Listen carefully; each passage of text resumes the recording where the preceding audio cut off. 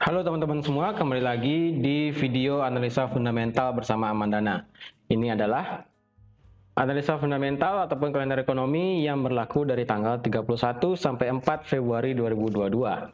Teman, ini merupakan awal bulan di Februari 2022. Ya, awal bulan Februari 2022. Seperti yang teman-teman ketahui, apa yang akan terjadi di setiap bulannya, lebih tepatnya di awal bulan tuh berita apa itu teman-teman pasti sudah tahu ya. Jadi sebelum itu saya mengucapkan selamat Hari Raya Imlek, Tahun Baru Cina.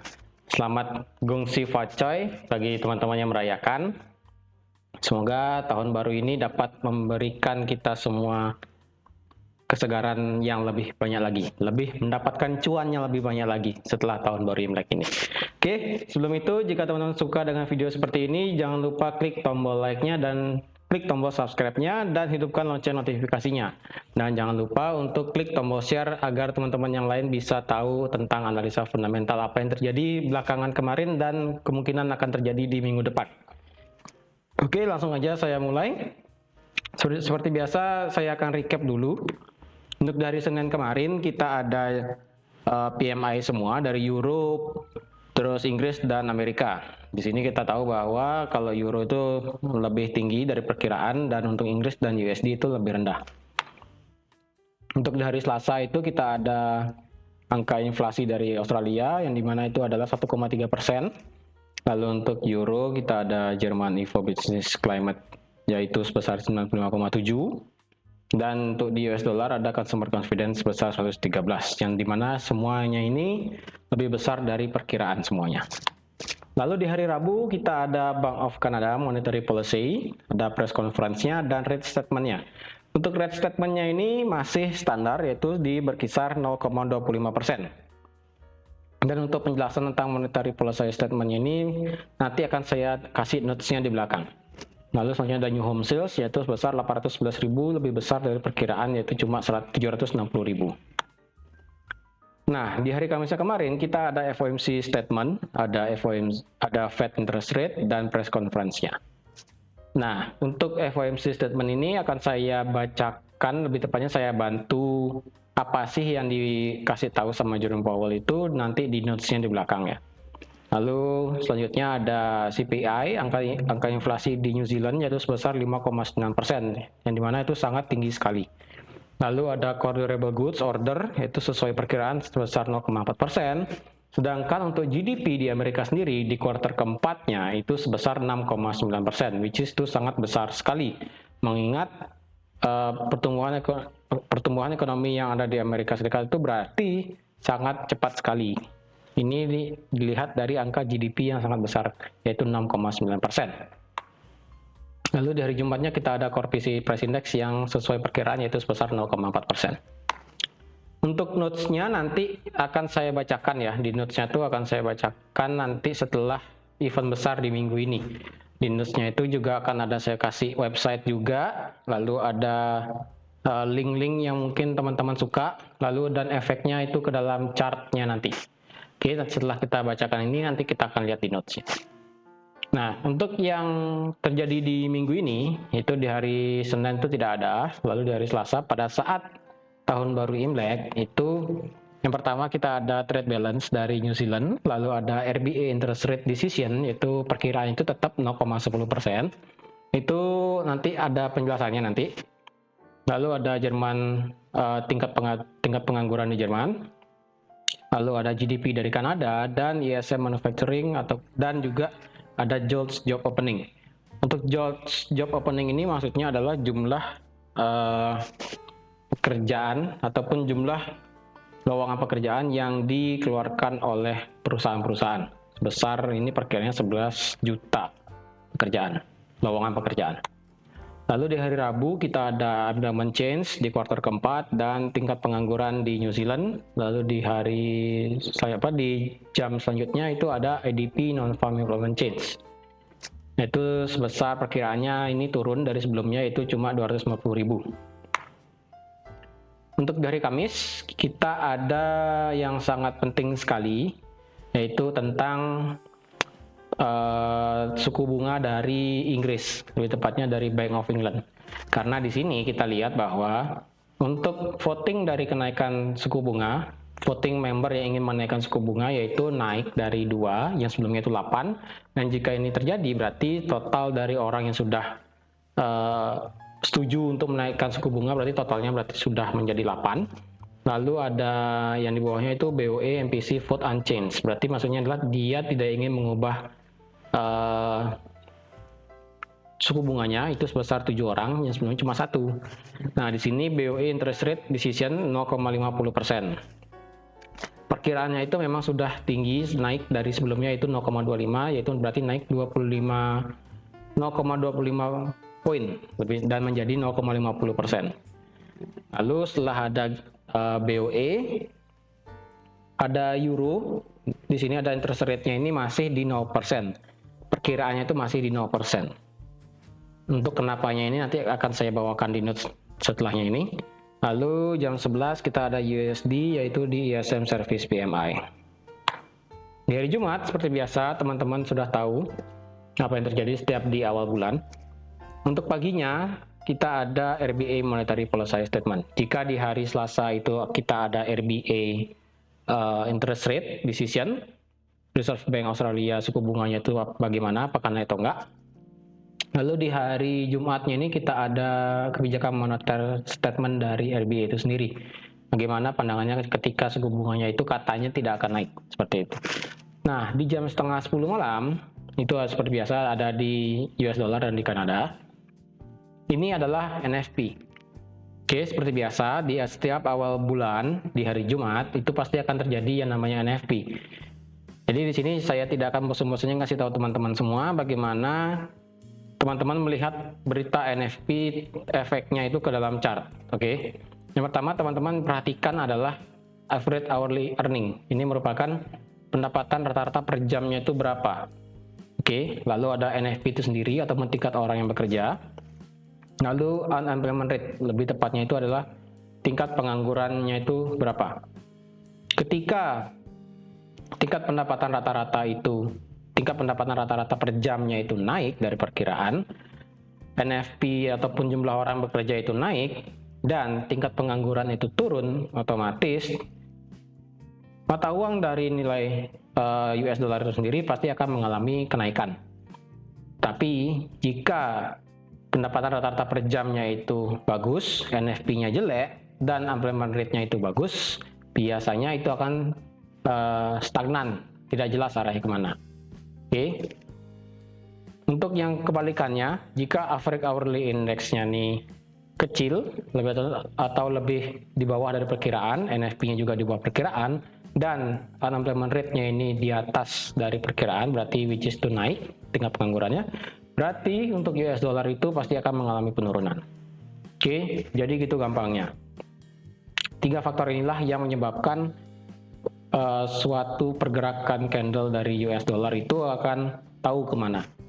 Jika ini salah satunya aja tidak sesuai, pasti tidak akan jelas kemana arahnya. Tetapi untuk NFP kali ini, setelah adanya FOMC di minggu lalu, saya rasa efek dari NFP ini tidak akan terlalu besar menurut saya. Karena apa? Nanti akan saya kasih tahu di notesnya. Untuk Kanada sendiri ada employment change, unemployment rate seperti biasa. Oke, untuk notesnya kali ini saya ada kasih link di sini.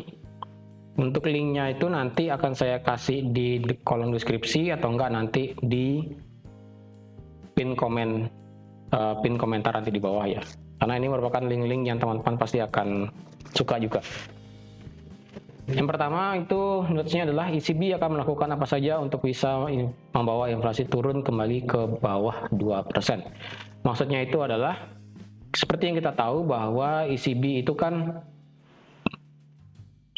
lebih tepatnya negara Eropa tingkat inflasinya sudah sebesar 5%, di atas dari target ECB sendiri per tahunnya itu adalah 2%. Dan untuk ECB sendiri untuk saat ini belum mau menaikkan suku bunganya. Itulah mengapa pada saat di hari Kamis nanti perkiraannya itu masih 0%. Karena mengapa? ECB yakin bahwa walaupun inflasinya naik, inflasi itu akan semakin lama akan semakin turun dengan sendirinya, seperti itu. Itu menurut dari ECB sendiri. Tetapi ketika nanti jika inflasi itu memang tidak bisa dikendalikan, maka ECB akan melakukan apa saja untuk bisa mengembalikan inflasi turun di bawah 2%. Apapun itu, biasanya sih akan menaikkan suku bunga, bondnya akan dinaikkan juga, dan sebagainya. Ketika itu terjadi, pasti mata uang euro pasti akan terbang. Oke. Lalu yang kedua, kita ada BOE ataupun Bank of England. Bank of England akan menaikkan suku bunganya kembali menjadi 0,50% untuk melawan inflasi tertinggi sejak 30 tahun terakhir. Seperti yang teman-teman tahu bahwa inflasi di Inggris sendiri itu kan sangat tinggi, yang dimana itu adalah inflasi tertinggi sejak 30 tahun terakhir. Dan BOE merupakan salah satu dari sentral bank dunia yang besar yang pertama kali menaikkan suku bunganya sejak adanya pandemi virus COVID ini melanda di seluruh dunia. Yaitu pada saat bulan Desember kemarin, pada saat meeting kemarin, BOE sudah langsung menyatakan menaikkan suku bunganya sebesar 0,25. Dan untuk di pertemuan Kamis mendatang, itu sudah banyak yang perkirakan bahwa banyak dari member BOE itu sendiri akan ikut hawkish untuk menaikkan suku bunganya menjadi 0,50%. Oke. Berarti untuk ECB ini berarti dia bernada untuk di hari Kamis itu akan tetap dovish, lebih tepatnya flat dovish untuk saat ini, dan untuk BOE tetap itu stagnannya adalah stagnan hawkish. Lalu yang ketiga adalah ketegangan negara Rusia dan Ukraina masih berlanjut, dan sekarang Amerika Serikat mulai ikut untuk diskusi secara diplomasi. Maksudnya adalah ketegangan dari negara Rusia dan Ukraina, itu seperti teman-teman tahu, itulah yang menyebabkan dampak dari jika teman-teman trading di oil dan di natural gas ataupun net gas itu mengalami kenaikan. Karena mengapa? Rusia itu merupakan pemasok ataupun produsen besar terhadap minyak dan gas alam. Seperti itu. Telah menyebabkan dua komoditas itu merajak naik. Seperti itu. Dan sekarang Amerika mulai ikut campur, tetapi ikut campurnya ini masih dalam tahap hanya memberikan peluang untuk diskusi bareng antara Rusia dan Ukraina supaya temu titik dealnya itu di mana, seperti itu. Lalu selanjutnya di sini ada The Fed lebih memilih untuk melawan inflasi karena sudah jauh dari ekspektasi tahunan. Ini sendiri saya sudah kasih tahu dari kemarin-kemarin bahwa inflasi di Amerika Serikat itu sebesar 7%. Itu sangat besar dari perkiraan The Fed yang hanya kasih toleransi sebesar 2% aja. Bayangin dari 2% menjadi 7% itu tingkat inflasinya sangat jauh sekali. Pasti harga-harga barang, harga mentah itu pasti sangat tinggi sekali, seperti itu.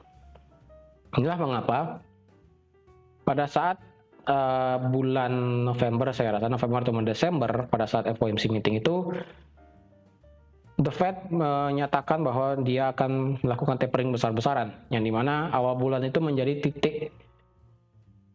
titik pasnya, titik pembalikan, dimana ketika tapering itu selesai, maka otomatis pada saat awal bulan Maret, keputusan The Fed untuk menaikkan suku bunganya itu akan menjadi 0,50%. Seperti kita tahu bahwa untuk saat ini suku bunga di Amerika Serikat adalah dari 0 sampai 0,25%. Itu belum pasti berapa. Tapi untuk di bulan Maret, awal bulan Maret, itu sepertinya akan langsung naik menjadi 0,50%. Lalu tingkat pengangguran dan kestabilan harga menjadi alasan The Fed untuk menaikkan suku bunga. Ini merupakan statement dari Jerome Powell sendiri, yang dimana Jerome Powell menginginkan bahwa orang-orang di Amerika Serikat itu kembali bekerja, dan karena adanya inflasi, maka Jerome Powell menginginkan adanya kestabilan harga.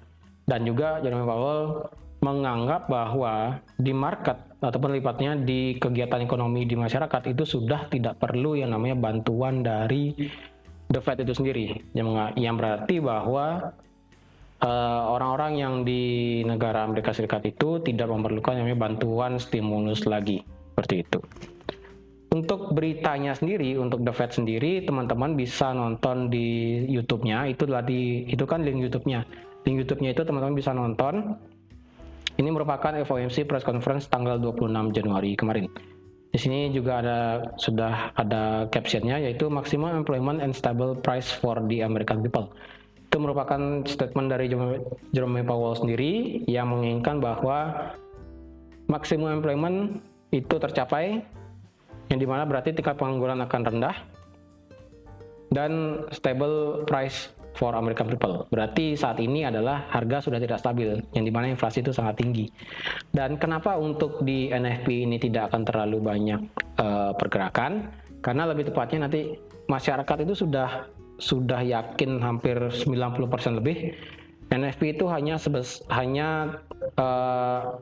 tidak terlalu berpengaruh lagi, karena masyarakat sudah lebih menunggu untuk di bulan Maret. Jadi di awal Februari ini NFP-nya ini tidak akan terlalu banyak bergerak, kecuali nanti pada saat tingkat penganggurannya tidak sesuai, yaitu sebesar 3,9% tadi.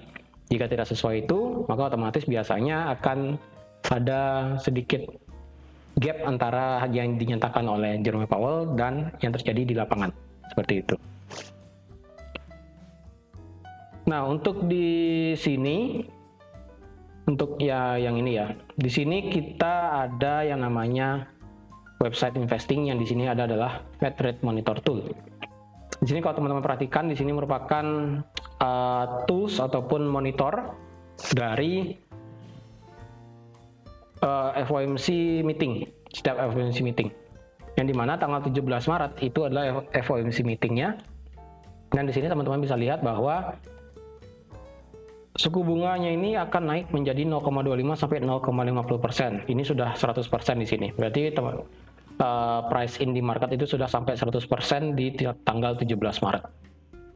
Untuk di Mei 2022 itu 0,5 sampai 75% sebesar 77,4%. Lalu di Juni dari 0,75 sampai 1%. Berarti di bulan Juni kita sudah melihat untuk suku bunga di Amerika itu sudah mencapai 1%, seperti itu. Dan kalau teman-teman sadar, di sini ketika Juni dia mencapai 1%, di akhir tahun 2022 dia akan bisa mencapai 1,50 ataupun 1,5%.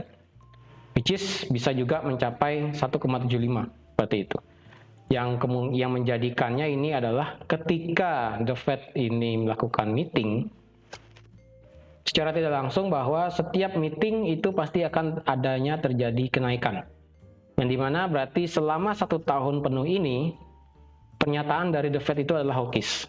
Karena mengapa? Karena setiap tahunnya, lebih tepatnya setiap pertemuannya itu The Fed akan menaikkan suku bunganya dari bulan Maret, Mei, Juni.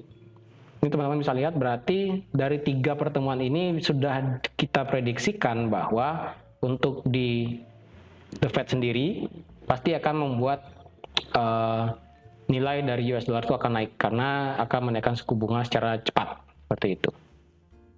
Dan untuk yang lagi satu ini adalah lebih tepatnya recap beberapa negara yang ikut dalam hal suku bunga. Yang pertama ada di Norwegia. Untuk di Norway sendiri itu akan ikut menaikkan suku bunganya menjadi 0,5 di bulan Maret juga di sini. Oke. Untuk di New Zealand sendiri, kemarin kan kita sudah tahu bahwa di November kemarin New Zealand sudah menaikkan suku bunganya yang kedua mencapai 0,75%. Dan untuk di akhir tahun, New Zealand mengharapkan bahwa dia akan bisa menaikkan suku bunganya mencapai 2,5% di tahun 2023. Seperti itu. Untuk Inggris sendiri, ini sudah kita lihat bahwa kemarin sudah naik 0,25 dan sekarang 90% market sudah price in ke dalam BOE itu sendiri yang akan mengantisipasi kenaikan dari suku bunga Bank of England ini sebesar 25 basis point menjadi 0,50, seperti itu. Untuk di United States sendiri, seperti yang sudah saya katakan tadi, US Central Bank Chief Jerome Powell pledge will be a sustained battle to tame inflation. Dalam artian ini adalah Jerome Powell intends to raise interest rates in March, seperti itu. Jadi lebih tepatnya di bulan Maret, itu akan menjadi final atau lebih tepatnya start awal dari The Federal Reserve itu sendiri. The Fed sendiri akan menaikkan suku bunganya karena Jerome Powell itu akan bertarung mati-matian untuk bisa mengendalikan inflasi, seperti itu. Untuk Kanada sendiri dia akan ikut menaikkan suku bunganya itu menjadi 0,50 di bulan Maretnya, di mana market itu sudah pricing sebesar 90%. Seperti itu. Untuk Australia sendiri, untuk di tahun 2022, ini Governor Philip Lowe-nya ini, 2022 rate hike is unlikely. Dalam artian 2022 belum ada kenaikan untuk di Australia. Berarti RBA nanti yang ada di hari Selasa itu kemungkinan besar tidak akan terjadi yang namanya kenaikan. Seperti itu.